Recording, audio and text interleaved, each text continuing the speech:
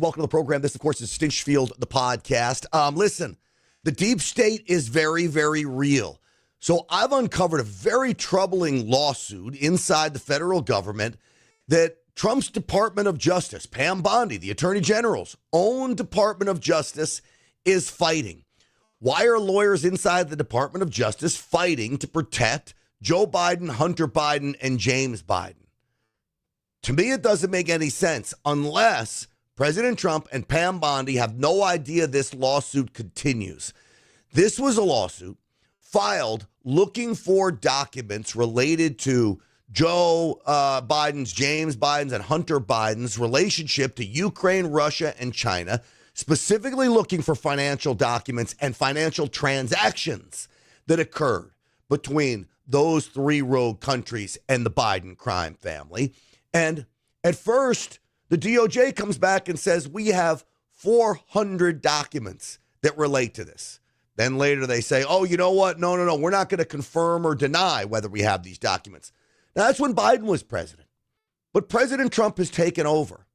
And this month, the Department of Justice continues to fight the man who filed a Freedom of Information, not just request, but now a lawsuit to get the documents because the DOJ refuses to turn them over. Just this month, the DOJ filed this, and it says, quote, we are planning to seek an additional extension on our opening summary judgment brief due to other imminent litigation deadlines that have come up. So now they're telling us that they're not going to give the documents up. They're going to fight it. That's what basically this thing says here. They're going to fight it. And in the end, they're going to delay the court case, drag it out for as long as they possibly can. Why is this Department of Justice, President Trump's Department of Justice, Pam Bondi's Department of Justice, protecting the Biden crime family? Now, let me make something very clear, folks. This is not about the release of documents or the investigation that Kash Patel or Pam Bondi are doing. This has nothing to do with that, okay? There's a lot of confusion after I did the story on the Real America's Voice show. This is simply a Freedom of Information request asking for documents. These cases have now been adjudicated with the pardons and everything else that has happened. They've been adjudicated. So now we want the documents.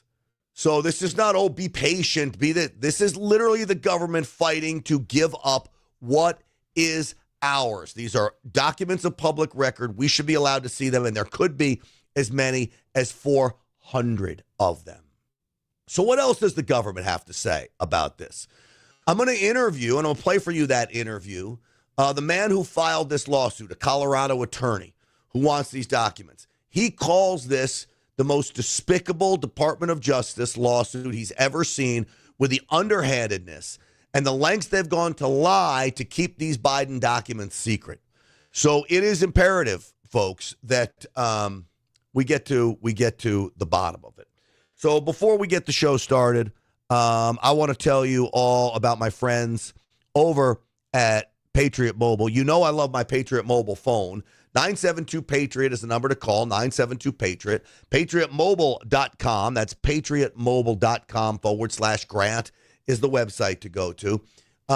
Look, right now, you can go with a cell phone company that's funding the woke agenda, that's practicing DEI policies, that literally is pushing leftist nonsense, or you can go with America's only Christian conservative wireless provider, knowing that Patriot Mobile is going to be on your side. And every time you make a call, you know a portion of the money Patriot Mobile makes goes to pushing conservative causes, including programs like this and many other conservative commentators that allow our voices to be heard thanks to companies like Patriot Mobile. So I would urge you to make the switch today. Do not wait.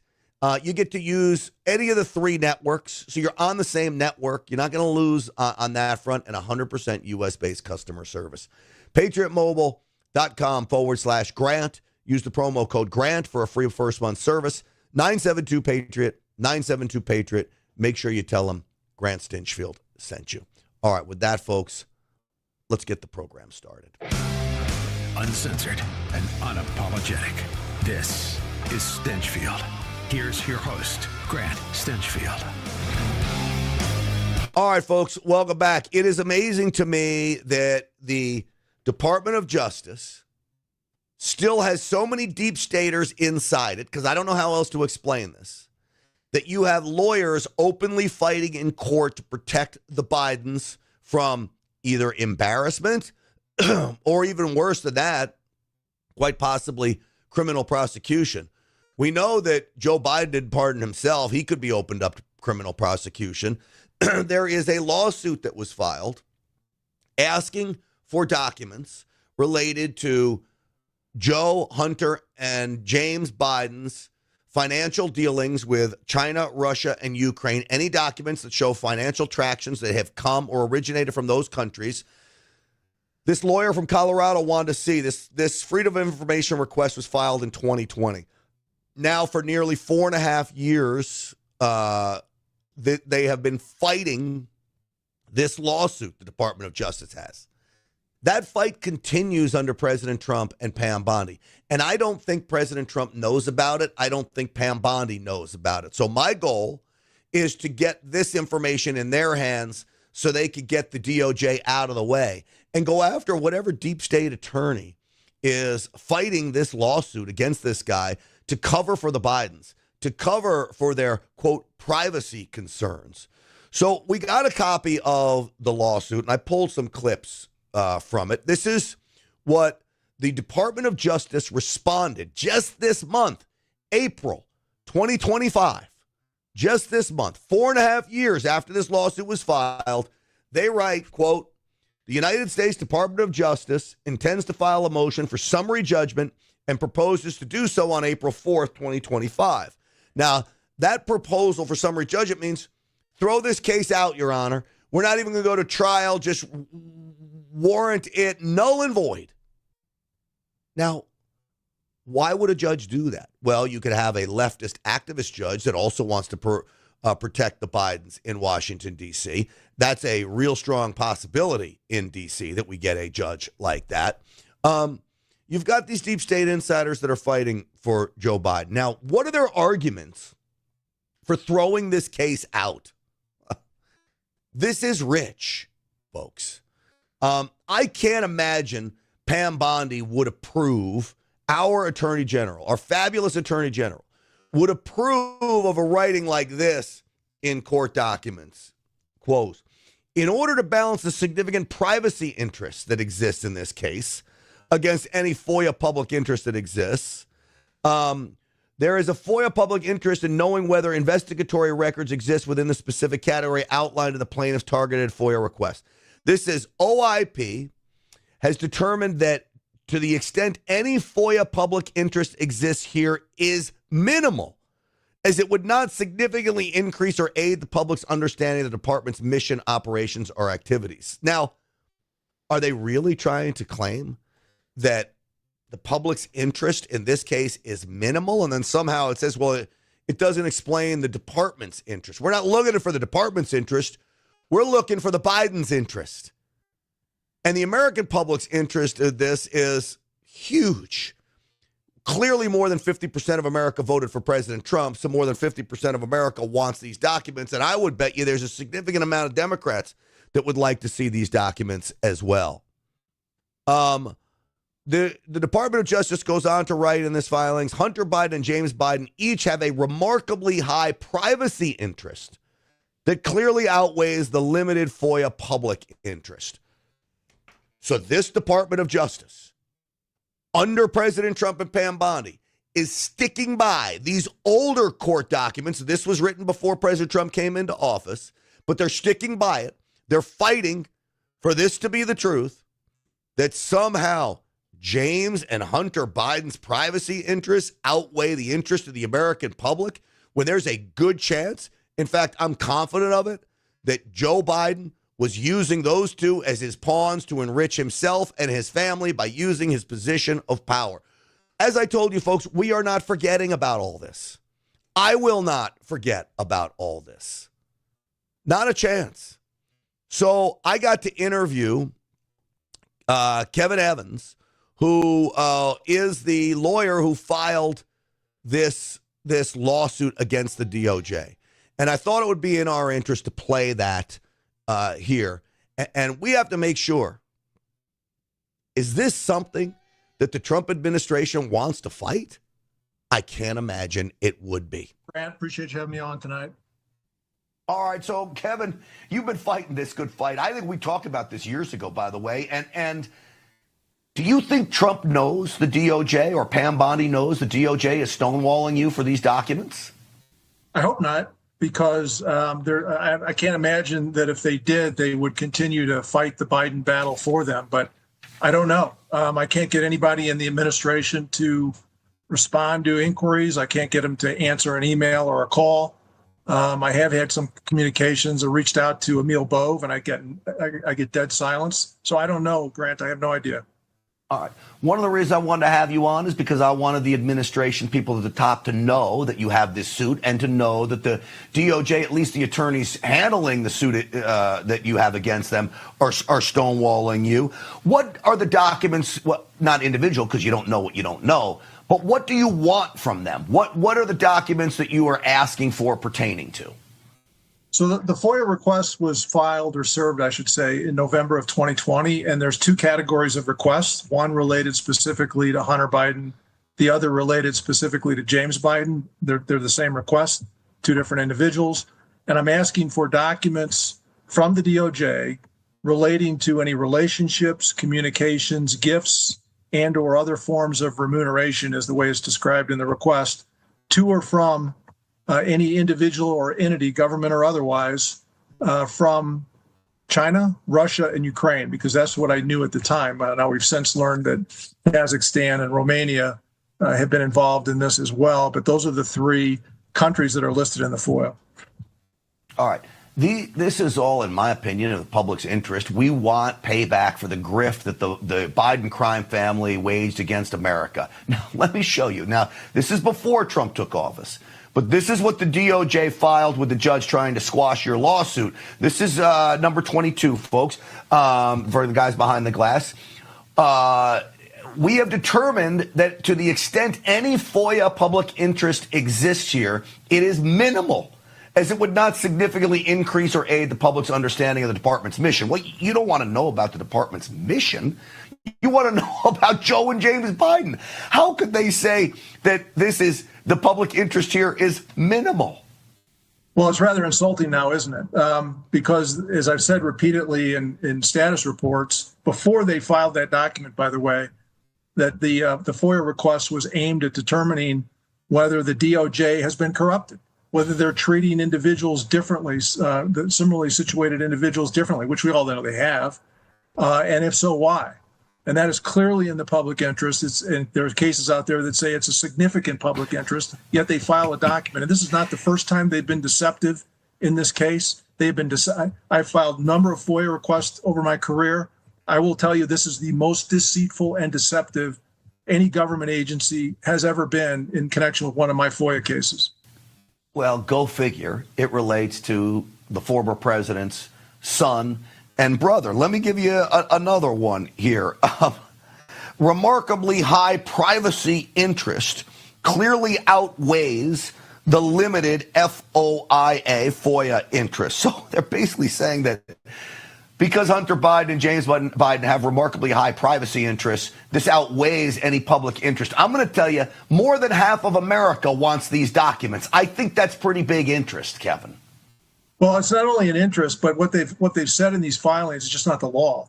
Those FOIA exemptions they're citing, and I have, again, a significant amount of experience in this, require a clearly unwarranted invasion of personal privacy.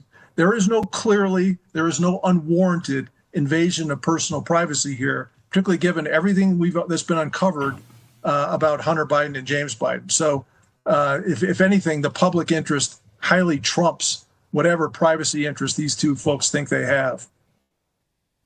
Real quick, if you can, just 10 to 15 seconds. Your message to President Trump and Pam Bondi right now, if they get to see this segment. Get involved in this and reverse the decision and the action that your Justice Department is taking, because the public screams out for appropriate action here. And that's the only way it's going to happen.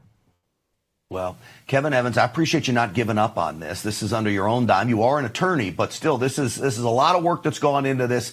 The deep state is very real. And even with Pam Bondi at the helm, as we see at the Department of Defense, boy, the knives are out. They will do everything they can to protect their own. And you better believe Hunter Biden, James Biden, Joe Biden are one of their own when it comes to this. So keep us posted, Kevin Evans, please, as this suit progresses. And certainly when you get the documents, please send them my way, okay, my friend?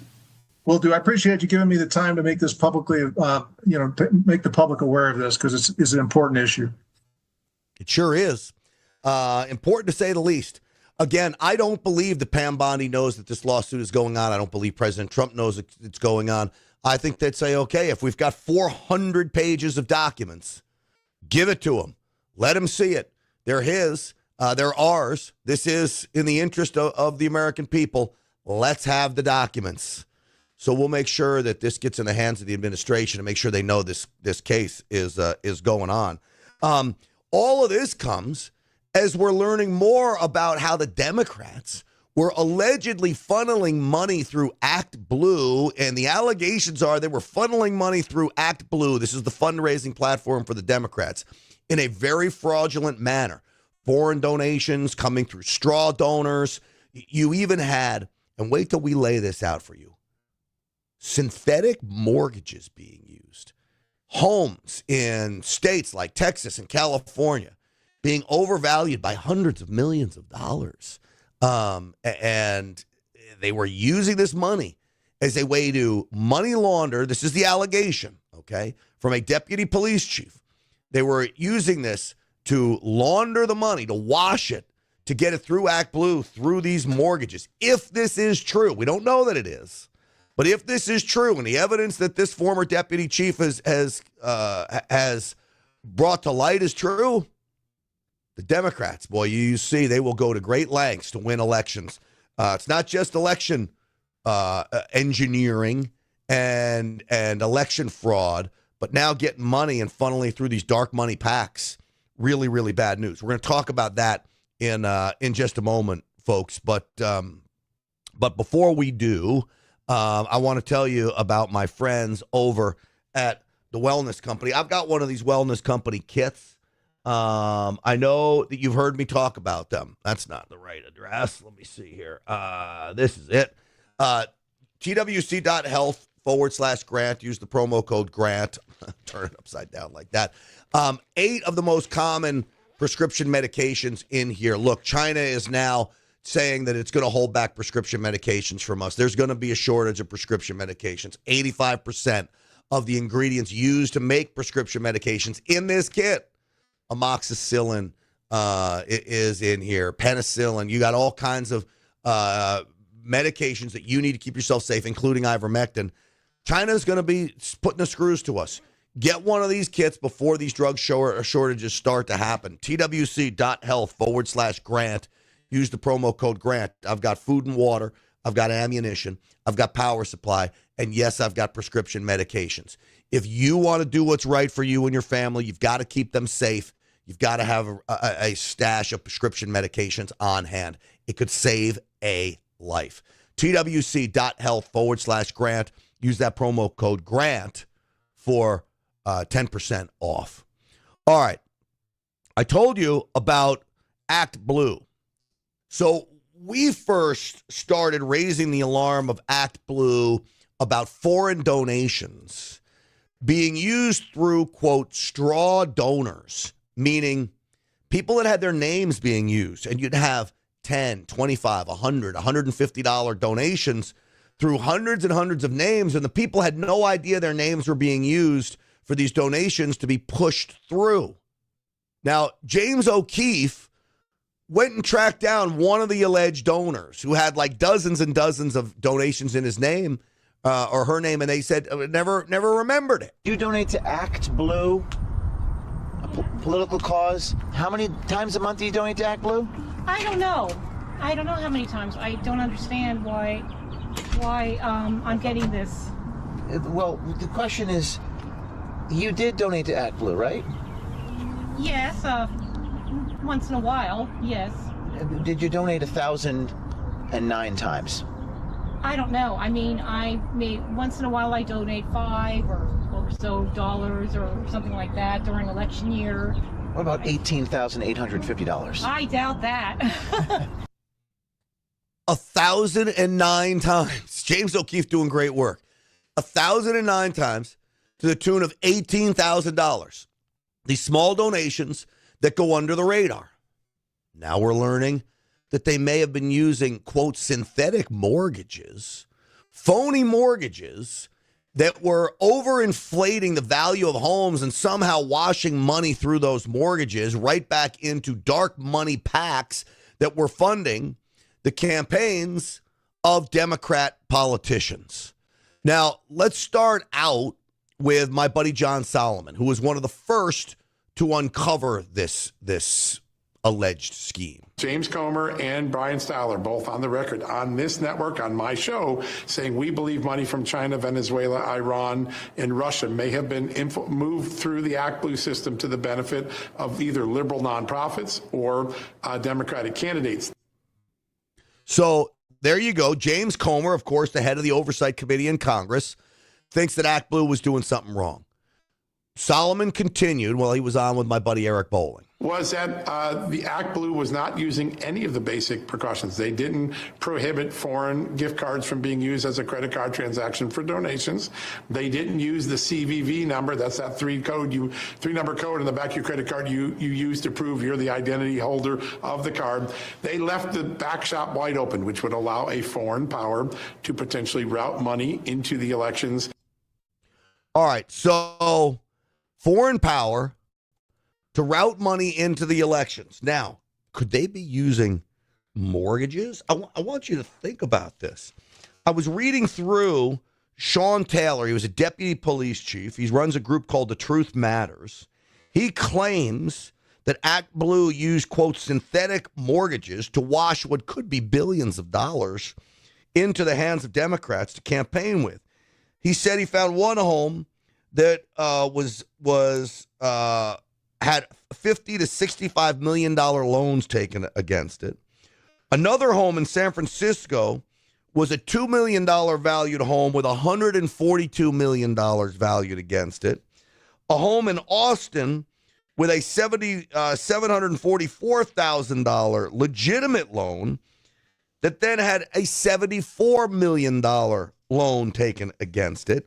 And he believes they were using a series of NGOs and nonprofits to take out these loans with no actual equity behind it and somehow wash the money through the dark money prospects. Now, if that's true, this is nothing short of, well, I would argue it's most certainly criminal. I interviewed Sean Taylor on the same program I just interviewed the last guy on. So let's listen to my interview with Sean Taylor here. Take a listen. Welcome to the program. Hey, I appreciate you having me on tonight. Well, it's a pleasure. Why don't you explain to me what you found here and how this alleged mortgage scheme works? So this is really nothing new. This is just a new take on an old grift. So the number one way to move large amounts of money is through real estate and through mortgages. The mob has been using it for years, and it's nothing new. You know, we saw all the stuff that was happening back in 2008 with the subprime lending and all of that. So what they've done is we have basically your BRICS nations, your cartels, CCP, and things like that have taken advantage of this, and they're artificially inflating the prices of properties in key counties in key states. And one of the reasons they're doing this is to create gentrification in the areas. And what they're also doing is they're targeting these areas so that your uniparty, both your Democrats and your establishment Republicans, can take over these specific areas, push out your generational families, and bring in the people that they need to vote for them to keep them in power, to keep this money flow going. Some of the things that you expose here in your investigation, you say that there was a $142 million loan taken out against a $2 million home in San Francisco, a $74 million loan taken out on an Austin, Texas-based home that had a legitimate $744,000 loan on it. So if the house is worth only a couple million and there's a $142 million loan on it, you said these were filed legally, but there was no real equity behind it. How are they using that to move money? So, not to give away too many things in the investigation, what they've had to do is they have recruited very key elements within the system when it comes to titles, mortgages, and things of that nature, and how that stuff is basically put together and where it's all compiled. And when you have the key individuals who are controlling that information, they control the aggregate data that's put out. And we've actually found that after the election in 2024, that some of that information has been changed. And we believe that's because they're afraid of the DOJ coming in and investigating. And so what's happening is they're actually moving hard cash sales, hard cash loans that's not providing a lender. And what you have is you have nonprofits and NGOs that are attached to these people, and that's where you end up entering that dark money into the political PAC system. And that's how they're able to move the money. You got to remember, Black Lives Matter took in billions of dollars, and who was the person behind it? It was Act Blue. So, all right, so they're going to these organizations where the reporting isn't as strict as an individual candidate themselves. The other issue we were talking about earlier, where John Solomon was talking about, where it's using these straw donors, where you'd have a couple $100 donations here or there, and they had just hundreds and hundreds of them flowing, probably from overseas. But this mortgage scheme is so interesting. Have you brought your investigation, your findings, your accusations to Pam Bondi's DOJ, to Trump's DOJ? Where Senator Fincham out of Arizona and several others have been in contact and sent some documentation there. And we're just waiting for the replies. We've got the documentation to be able to validate our investigation and for it to move forward. And that's the biggest thing that we need to do is we need to protect the investigation so that we can get accountability for the American public, because the American public's ready for their pound of flesh. Yeah, they sure are. Sean Taylor, your work as a police officer, and now with these investigations, I know you have others that you've been working on. We're grateful for your work. I'm grateful for you coming on. Please keep us posted on how this progresses, okay? Absolutely, we will. Thank you for your time. So, you know, it's amazing the lengths the Democrats will go to win elections. Now, if those allegations are true, now that's an investigation from a former deputy police chief. He believes the allegations. We haven't heard back from Act Blue. I'm happy to have anybody from Act Blue on the program to talk about this if they want. So Act Blue, if you're listening, come on. We'll talk about all these things, both the straw issues, the straw donor issues, and these issues of the mortgages, because I want to get to the bottom of what's really going on here. Now, President Trump has issued an executive order to specifically investigate Act Blue and any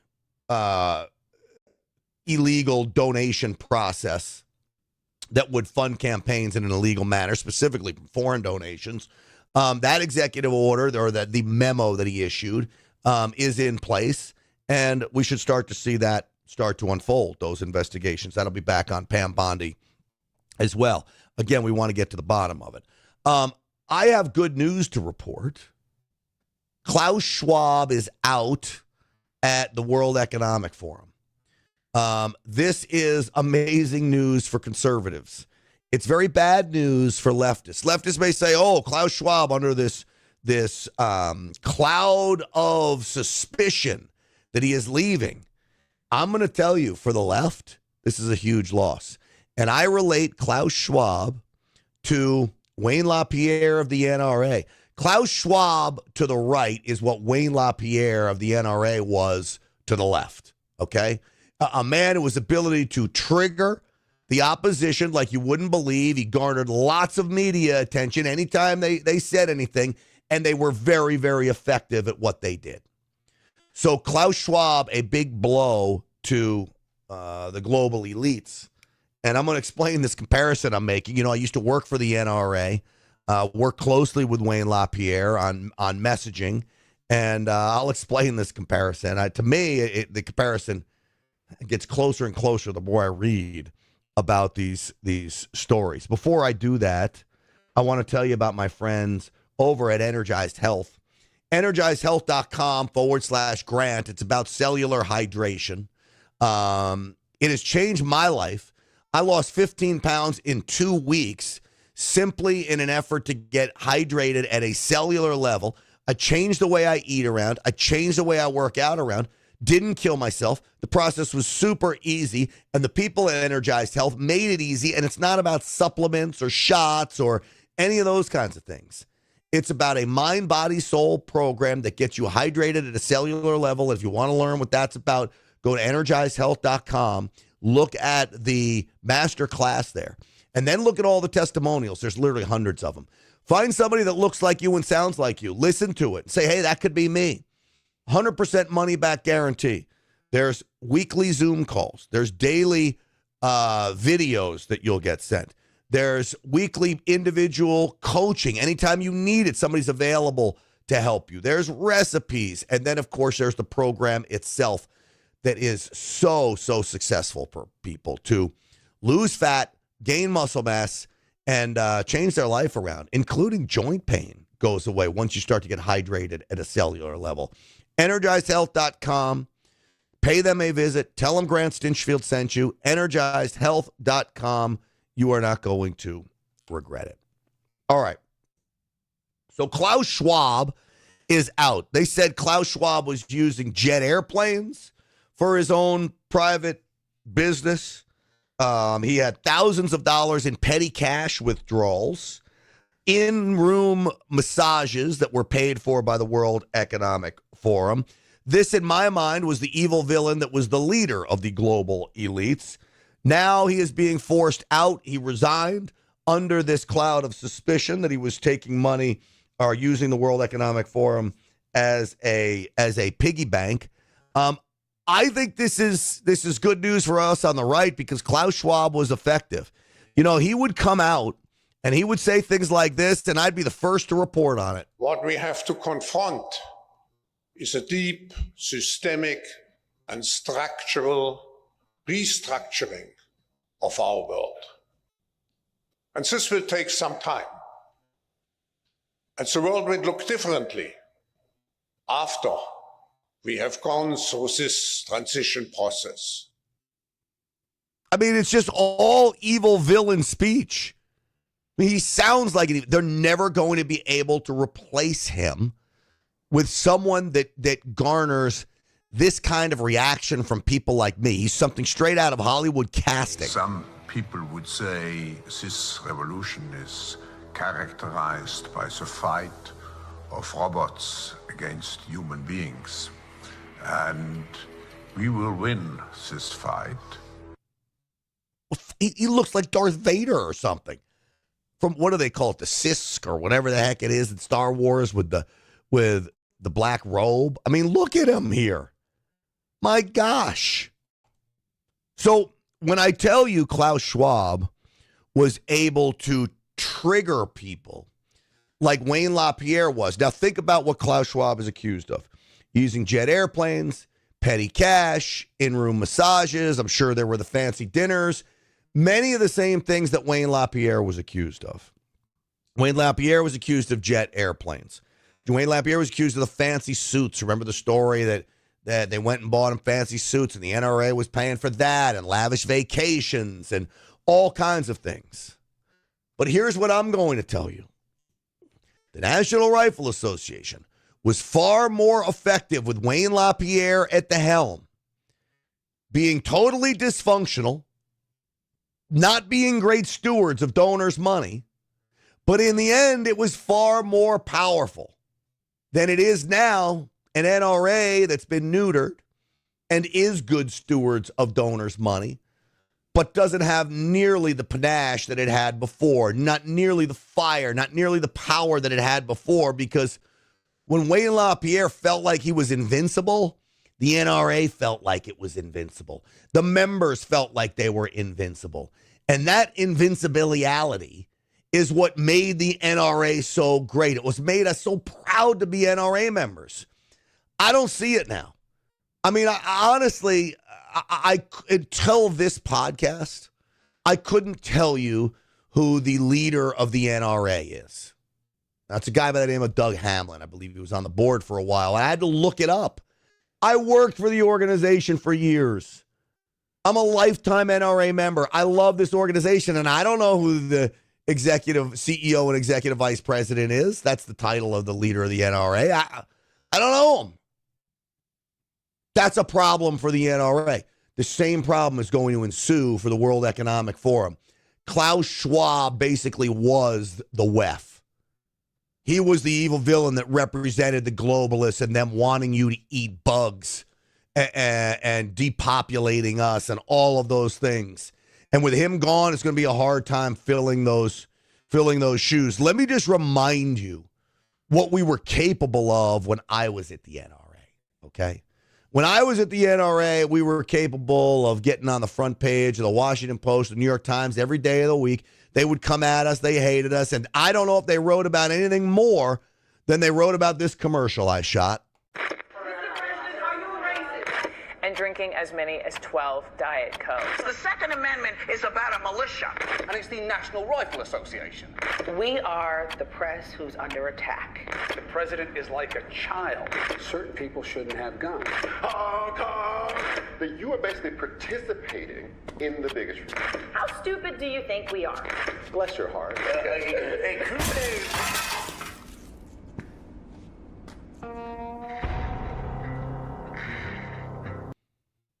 You know what the greatest thing about that commercial was? There were no words in it. And the NRA was always accused of using our words to trigger people. That is what we said about the Second Amendment that triggered people. Nothing in that commercial other than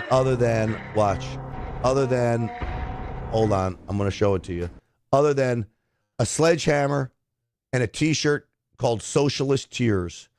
That picture right there alone is all we had to say. It was the NRA taking a sledgehammer to a leftist media, and they went crazy over it. I think John Oliver, who still has a show, imitated me, did a whole thing on NRA TV. It was when we were on top of the game. The NRA sadly has lost it. And I think it is good news for us that the similarity between Klaus Schwab, the World Economic Forum, and the NRA will be very similar, that WEF, World Economic Forum, will lose ground as well without Klaus Schwab. Turns out he was a crook. Sometimes the crooks, though, run things a lot better than when not. That's something nobody ever wants to tell you, by the way. But I'm here to give you the straight scoop, as always. Sometimes it's not what you want to hear, but I'm here to give it to you.